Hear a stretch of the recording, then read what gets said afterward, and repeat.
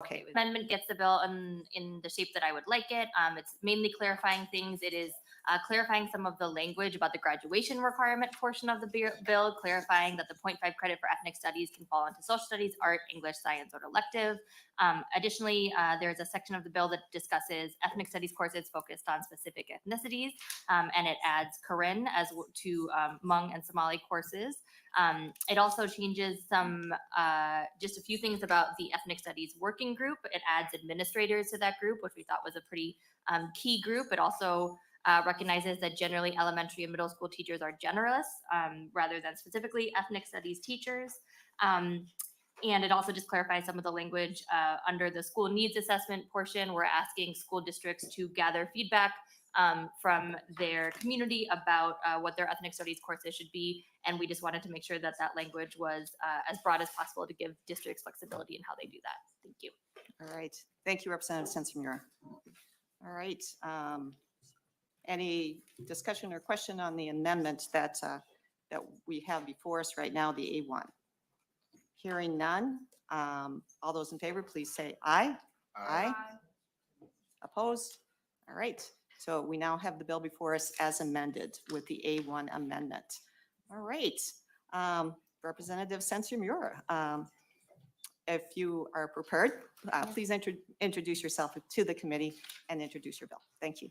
Thank you, Madam Chair, members of the committee. My name is Samantha Sensimura. I'm a representative from South Minneapolis, District 63A. I come before you today to represent House File 1502, a bill for ethnic studies for all Minnesota students. This is not the first time that this bill has been introduced, and I want to give credit to Representative Fu Lee and Representative Cedric Frazier before me, who have worked with advocates, including the Ethnic Studies Coalition, on pushing this important legislation forward. The Ethnic Studies for All legislation offers the opportunity to bridge the ethnic and cultural divide in Minnesota classrooms by incorporating ethnic studies instruction for all students. The Ethnic Studies for All legislation would do three things. First, it would embed ethnic studies in all K-12 schools, starting with a graduation requirement for high school students. Second, it would create an ethnic studies advisory working group composed of a diverse array of educators, students, and community experts to advise MDE on ethnic studies content and standards. And third, it would provide support and aid to local school districts in the development and implementation of ethnic studies curriculum tailored to their community's needs and interests. I want to start with a personal experience that explains why I am so invested in this bill and in this work. In ninth grade, I was in a world studies class in Minneapolis public schools. It was the end of the year, and I was frustrated that we had spent our entire time in this class focused on the continent and the countries of Europe.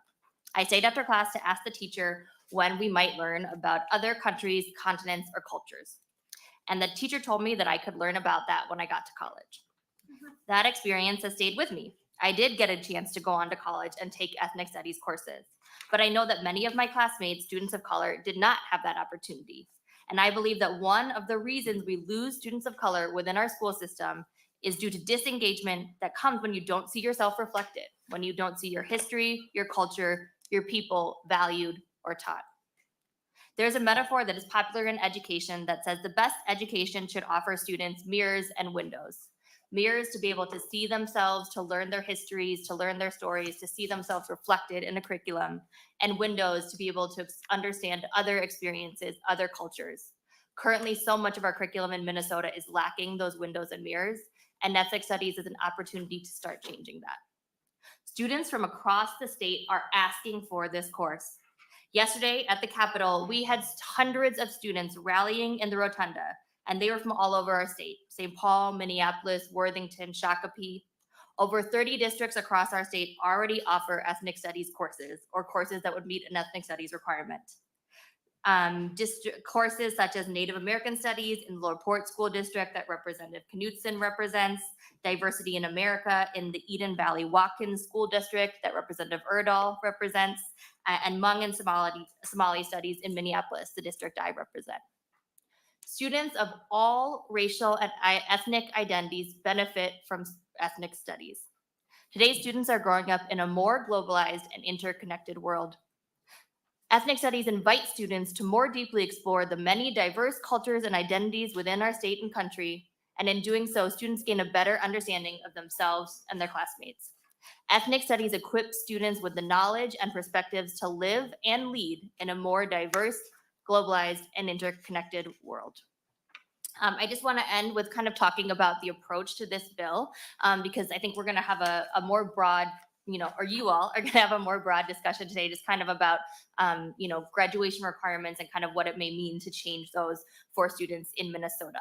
And I want to say that as the author of this piece of legislation, I really want to say that we're not taking it lightly to add a graduation requirement.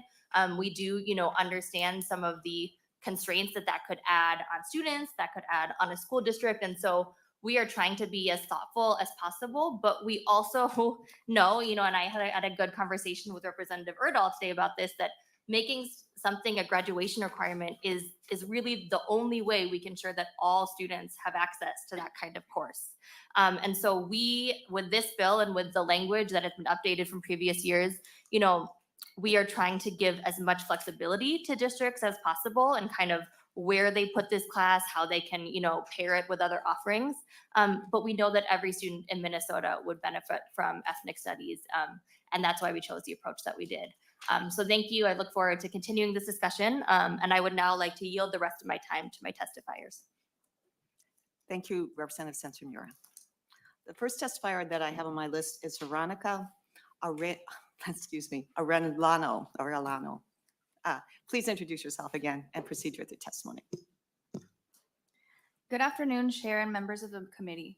I am Veronica Arellano Martinez. I am a second-year student at Augsburg University, and I graduated from Hardin High School. I am in support of Ethnic Studies for All Bill, HF 1502. I support ethnic studies because I have experienced the positive influence it has on one's life. Ethnic studies has helped me to understand the systems in our society and to think critically about them. I feel more comfortable in my own skin and confident enough to articulate myself and voice my opinions. Ethnic studies has helped me to learn about the people around me and in my community. In my college ethnic studies courses, I have worked with a diverse array of students. These classes and the conversations experience has helped us and my peers learn about one another, realize our commonalities, and connect to each other on a deeper level. Despite all racial and ethnic differences, we grew closer as a class and as a community. At my high school, I was a part of a mixed demographic of students, most of us not being white. The issue that we faced was that our education did not reflect us. Unlike Augsburg, there wasn't a space for students like me to build their own identities. I did not get to learn about my history or my culture. I did not learn about myself as a Mexican American or where I fit in society. I did not feel as prepared for the conversations I would have later in college. I strongly believe that if our education was more inclusive, if we had ethnic studies in our K through 12 schools, students like me would gain a better understanding of their own identity, feel more connected to their community, and be interested in pursuing a higher education. Thank you for your time. I urge you all to vote yes to HF 1502, Ethnic Studies for All Bill. Thank you. Thank you for your testimony and being with us today. Appreciate. We have our next testifier is remote. Jocelyn Thep-Montry, if you can hear us, please unmute yourself and identify yourself and proceed with your testimony.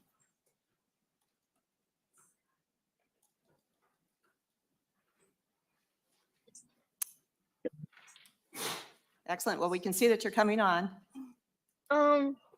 Hello, my name is Jocelyn Marie Tabachi. I'm a sixth grade student from Worthington Middle School. I am also a young organizer at Worthington, Minnesota with Unidos Minnesota. When I think about what we have learned at school, what I remember hearing is how Abraham Lincoln freed the slave states and their capitals. Bentinga Gold and other people have changed the world, but none of them look like me. The only time I feel somewhat represented was when I was told about slavery for a few days, and Martin Luther King on the Friday before MLK Day. We feel like celebrating people of color 1 month a year isn't enough to share and learn from their struggles, their inventions, their greatness. We should be learning about the impacts that they had throughout the year. I haven't felt represented in a long time, and I want to know that my people are important to society. In school, we talk about how Columbus discovered America, as if people did not live here already. We completely erased those who were here in Minnesota and the country before us. 5th through 8th grade is a time where we try to figure out where we are and where we fit in. Ethnic studies in our school would let us and our friends see that our community of color did more than just suffer and wait to be seen. I want others to learn how my Hispanic and Asian community impacted the state and country, how we are artists, architects, engineers, writers, and so much more made a change for the state. I need to learn and see myself in books more than just the week during Hispanic Heritage Month, Asian American or Pacific Islander Month, and Black History Month. That's why we stand here today representing youth from Greater Minnesota in support of the Ethnic Studies Bill. Thank you all to vote. Yeah. Thank you so much for being with us today. We really appreciated hearing about your experience and very impressive. All right. I believe that we will now go to our in-person testifier again, Dr. Brian Losinski. And please identify yourself and proceed. Sure. Thank you. Good afternoon, everyone, and thank you to everyone on the committee for hearing our testimony. My name is Brian Losinski. I'm a professor of urban and multicultural education at Macalester College, and I'm also a parent of 3 children who are in Minnesota schools. This morning, I spent the morning at my daughter's school, elementary school, doing a lesson for Black History Month. And I know plenty of other parents have been in the same boat. And while this may sound like a cute anecdote, I actually think it's more indicative of the problem that the Ethnic Studies for All bill seeks to address. And that is this supplementing of our children's education by farming out the responsibility to sympathetic parents who are, coming in to be able to do this work. This is not a sustainable model for engaging in ethnic studies-based education in our schools. I come here with the question, what does it mean to prepare Minnesota students for post-secondary education and to participate in a broader and globalized world? There are currently little expectations and absolutely no assurances that Minnesota students will graduate with the intra and intercultural knowledge frameworks that Representative Sensimura talked about as mirrors and windows. We leave it to the hands typically of social studies educators, but this is not sufficient. Ethnic studies disciplines were created specifically because of the superficial and marginal approaches to the histories and knowledge of communities of color that have defined the disciplines of history, sociology, anthropology, geography, and many of the humanities. The best of these disciplines do already incorporate ethnic studies, the philosophies and practices that these forms of knowledge bring. But absent this bill, we cannot expect the majority of Minnesota students to receive the holistic education that ethnic studies provides. We cannot continue to leave it up to chance that a particular teacher will reach out to a parent or a community expert to invite them to their classroom to supplement their lack of content knowledge. As faculty at a post-secondary institution, it's been my experience that Minnesota students are not prepared to engage in ethnic studies curricula. We're forced to remediate our content to make up for the absence of ethnic studies approaches in the state. And the passage of this graduation requirement will ensure that Minnesota students will be prepared at a very base level to engage with the surrounding world and not operate in a bubble. And so I encourage you to vote to pass the HF 1502. Thank you. Thank you. And in person, we have Ms. Jocelyn Navarro-Cano. Hello, good afternoon. Thank you for taking the moment to hear my testimony. My name is Jocelyn Guadalupe Navarro-Cano, and I'm an ethnic studies teacher. I was actually born and raised here in South Minneapolis, and I attended Minnesota schools all my life, but I rarely ever saw myself in the curriculum. When I attended my first year of college at the University of Minnesota, I took my first Chicano Latino history class. Opening the first Latino history book for me felt like finally I see myself, I exist, I have a place in this country. And this actually led to my choice of becoming a teacher, specifically an ethnic studies teacher, because I don't think students have to wait until college to find out about their histories, especially since the number of students attending higher education is so low. I believe that ethnic studies empowers students to become active learners and citizens.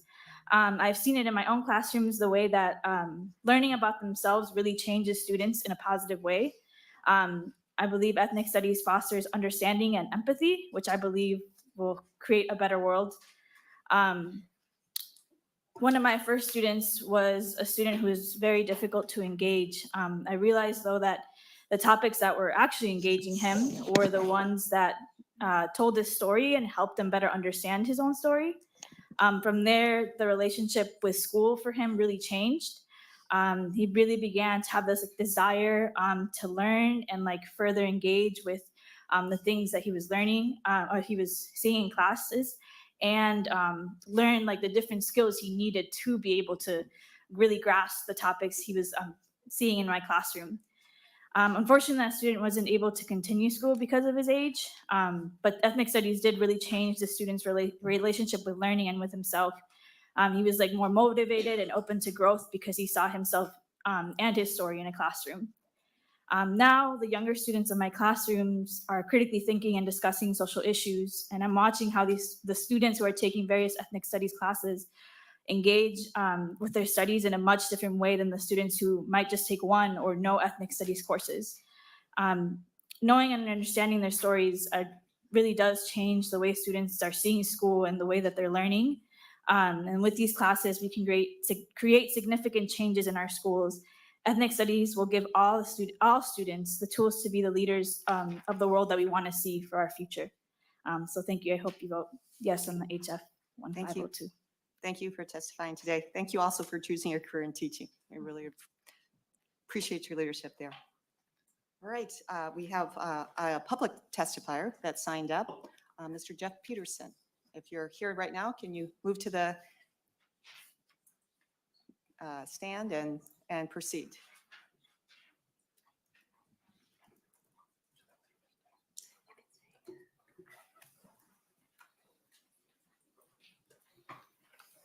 And if you identify yourself again and proceed with your testimony.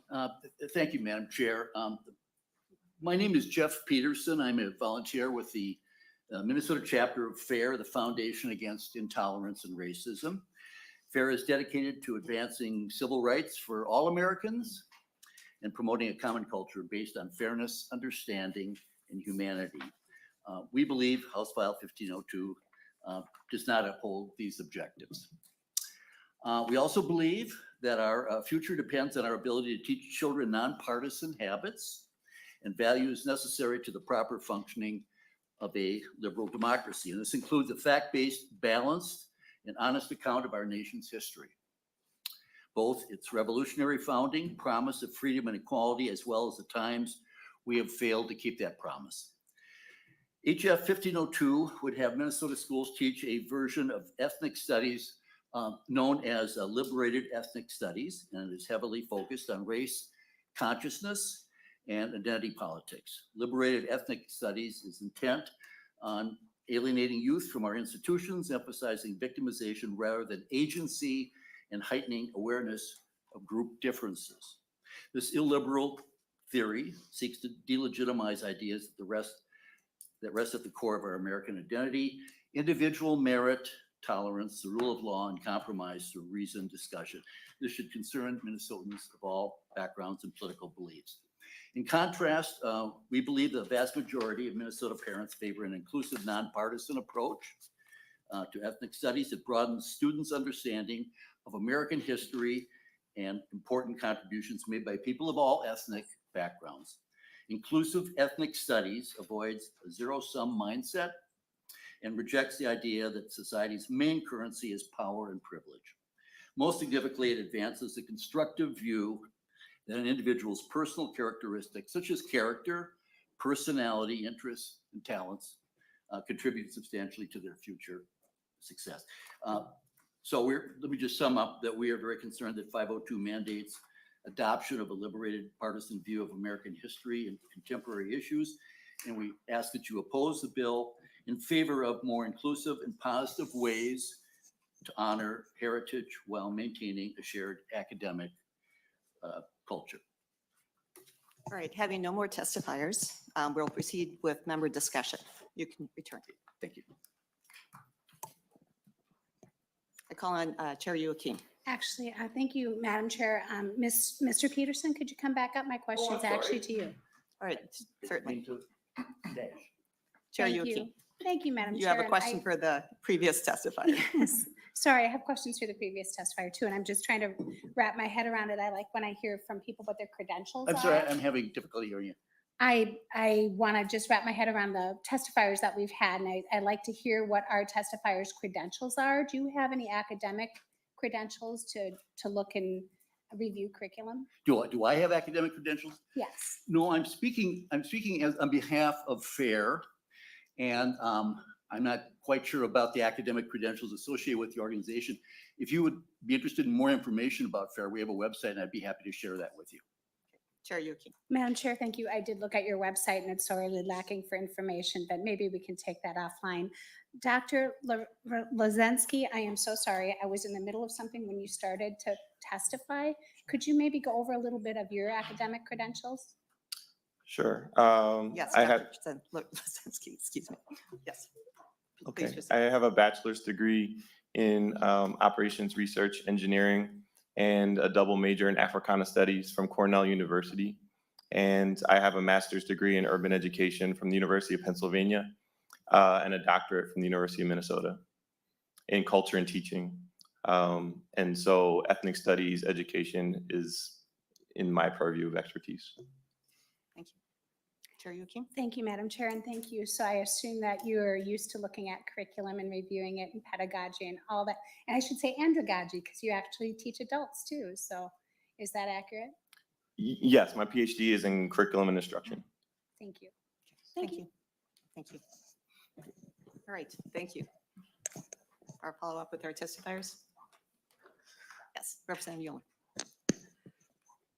Thank you, Madam Chair, and thank you for Representative Spencer. I just have a couple of questions, and since we're so interested in credentials, my credentials is a master's in curriculum instruction with emphasis in literacy, and my doctorate is in education leadership.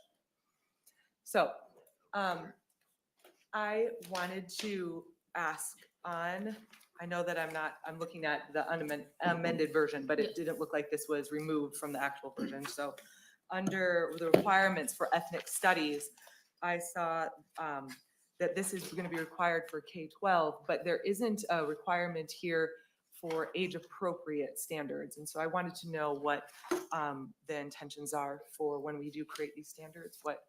And I didn't see that also in the working group either. So I wanted to know if you would be open to making sure that we have age-appropriate standards for that, Madam Chair. Representative Sensi. Yeah, thank you so much for that question. So there is kind of a two-pronged approach to the, I would say, the ethnic studies kind of curriculum. There was a social studies standard rulemaking, and so ethnic studies is now one of the standards, or one of the, why am I not thinking of the word, strands? And so within that, there are age appropriate from K-12, standards. So thinking about how can you teach a kindergartner about identity, right? How can you start bringing some of that in a very age appropriate way? And so with the requirement to teach a K-12, some sort of ethnic studies in K-12, it would be based on those standards, which I think are kind of, lay the groundwork for that. I would also say that, thinking about the age appropriateness, I think that's why we really want to have a working group that includes teachers who are K-5, teachers who are 6-8, who can really, take some of the concepts and really think about how can we make sure this is age appropriate. But, I think that that's a great concern. And if you would potentially be interested in adding, language about age appropriateness, I would be willing to work with you on that. Thank you, Sen- Madam Chair. The other question I had, oh my goodness, and I should have written it down. It's gonna completely come off of my head is, I saw in here that we could substitute a language arts class, or we could substitute a social studies class, or we could substitute a science class. Mhm. And I just wanted to know what that looked like, because being a teacher of almost 20 years, I definitely looked at my students, and I live in Austin, where the world has come to live in Austin. And so my classes, we used novels that were representation of all of my students. And so we made sure that our students had the mirrors and windows as much as possible. Just want to know what that looks like in science, Madam Chair. Representative Sensamura. Yeah, thank you for that question. You know, and I think again, trying to give as much flexibility to districts while knowing that maybe the majority of classes would fall into English or social studies. You know, I think I think this is really based actually on where ethnic studies is already being taught, you know, so I think that there's a way you could look at the history of medicine and thinking about how medicine has, you know, enfranchised certain groups or disenfranchised certain groups. I know that that was something that was brought up.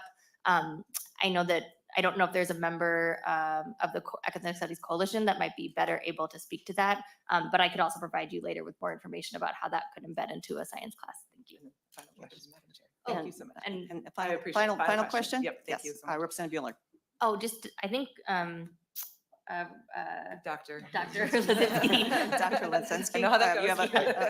a I further could give a brief response? response to the emphasis on STEM and ethnic studies. So ethnic studies approaches STEM as not simply like a technical approach, but also a cultural practice. So that culture also mediates how we engage in scientific exploration, even how we engage in mathematical thinking. So there's a field called ethnomathematics that actually looks at how different cultural groups from around the world approach mathematics through distinct lenses, right? And so thinking about like why did algebra get invented in the 15th century in Islam, right? In the Middle East, right? Why did the Chinese invent the concept of zero, right? These are kind of like ethnomathematic principles that folks would engage in through an ethnic studies lens. Thank you, Madam Chair. I do appreciate it. So then the final question is, you know, this bill has a lot of pretty heavy-handed mandates to our districts. My question is, and I've received already several emails from school board members that ask us a lot to protect their ability to see what is offered in their school. What is preventing a school district from offering ethnic studies? I did hear in your testimony that 30 districts across the state already offer ethnic studies course, and that we have schools that are already implementing these ethnic study classes. So I just don't understand why we have to create a state down mandate when if people are finding value in this. And I know that in Austin, we are looking at how we can best represent our students as they come from all over the world. I mean, if a person came to our school board and requested this, I'm sure that my school board would be pretty responsive to this. What is preventing a local school district from doing this already? Yeah, thank you. Representative Sensamura. Yes, thank you for that question. You know, I think I would answer that by saying nothing, right? Like in terms of law or statute, nothing is preventing a school district from doing it right now. And like you mentioned, you know, over 30 school districts across the state, not just in the metro, do have ethnic studies courses. You know, I think what happens a lot in the legislature is, you know, we see something that's working in a certain place and we see something that would benefit all students. And we want to give the resources to make sure that all students have access to it, right? And so we'll talk about this more at our next stop at Education Finance, but you know, this bill does come with resources, right? To make sure that school districts are able to implement it, to make sure that teachers have the training, to make sure that there's the curriculum, to make sure that the state can really support this initiative. And so I really see this as just, you know, we are mandating, right? Because I would say that our job as legislators on this committee is not to protect school boards, it's to protect students. And we have young people who are telling us that I don't see myself in school and I'm disengaging, and we know that that has devastating consequences. And so we can protect students by ensuring that they have access to this curriculum, but we can also ensure that, you know, school districts and teachers are set up for success. I don't want to put in a mandate where people cannot be successful. And so that's why there are resources that are coming with this, along with flexibility, because we know that districts need to implement things in different ways, and districts right now have different resources to do so. So thank you for that question. Representative Bakeberg. Thank you, Madam Chair. Thank you, Representative Sensamura, for bringing this. I love how you said that we have an idea. We hear about something really great happening across the state, and then we want to implement that everywhere across the state. Whereas my really good idea, maybe my perspective, it's a good idea. Representative Knudsen is going to see that as a mandate statewide. So there, I hear what you're saying in that, but many of our ideas that we come up with, they end up being mandates on local school districts. And I appreciate the perspective of protecting students. If we had an honest conversation that everything was grounded in what's best for students, we would be much better at the table. But the reality of it is there's lots of factors that play into the decisions that we make. But I want to start out by just saying that diversity makes us stronger. Rep. Keeler had a great bill last week that we talked about, and diversity makes us stronger. Learning different perspectives makes each of us just simply at a basic level better human beings. Dr. Lazinski, all right. You talked about different lenses. To be honest, there are different people when we talk about ethnic studies. Their lens is going to be very different than your lens. So I think we have to recognize that. Students across the state are asking for this. I would say that local school districts across the state are already doing this, and they don't need us to mandate it. These courses are rigorous and they're developed at the local level.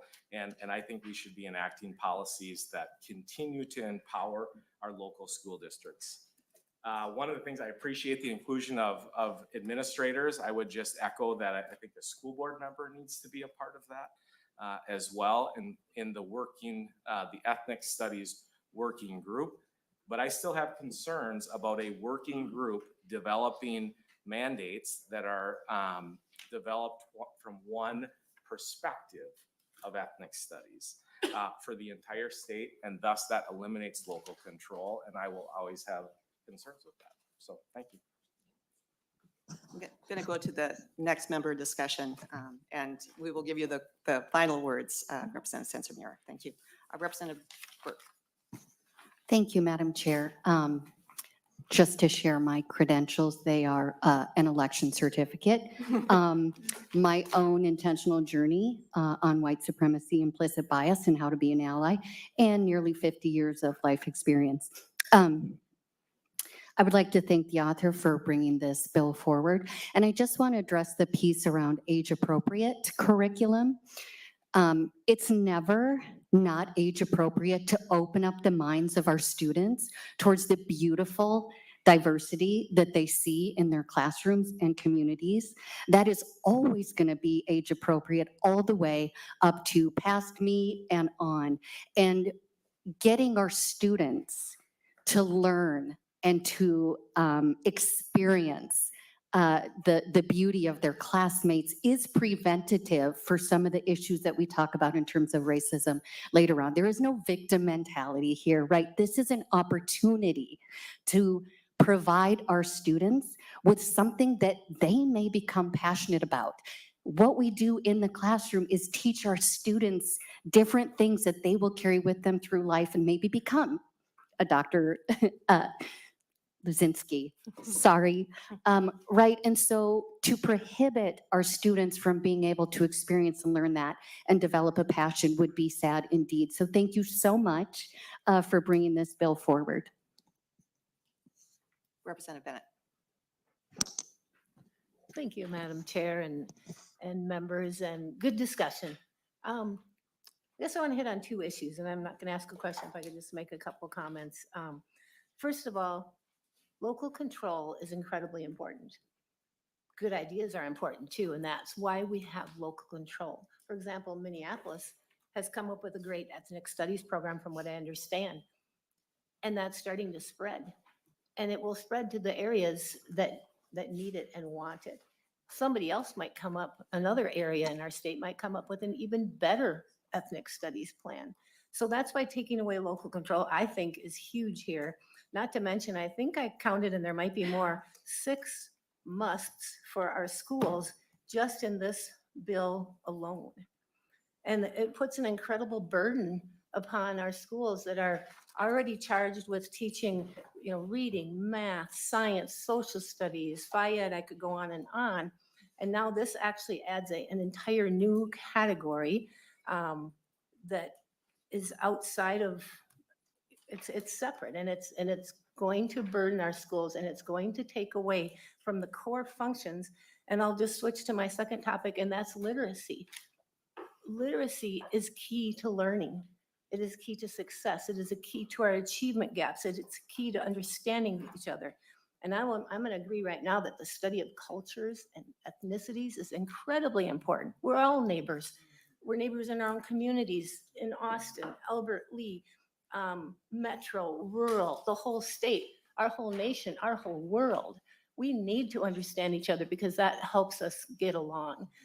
But this goes too far in the mandating. Let's lead by showing how instead of mandate. I don't see the focus on literacy here, the science of reading. That's incredibly important. We're eating around edges and talking about menstrual products and providing lunches for wealthy family students and all those kinds of things. But literacy, that's the success for life. And I don't see it here, not to take away from the importance of culture. So I do have a lot of problems with this because of all the mandates and the lack of addressing literacy. So thank you. Closing comments, Representative Sensimura. Yeah. Thank you. Thank you for the rich discussion today. Thank you so much to the testifiers that really, I think, were able to add richness and depth. You know, I think where many of you are saying that you see a mandate, I really see that we're ensuring that all students have access to this and we're meeting every single young person where they are at. I know from my own experience as a student, I felt like if you don't see me, if you don't see my history, if you don't see my culture, then I can't learn from you, right? And I think, you know, I've had discussions with teachers, right, who say that I live in an area, I went from 1 year having a totally white classroom, right, to having a classroom with 30 Somali students.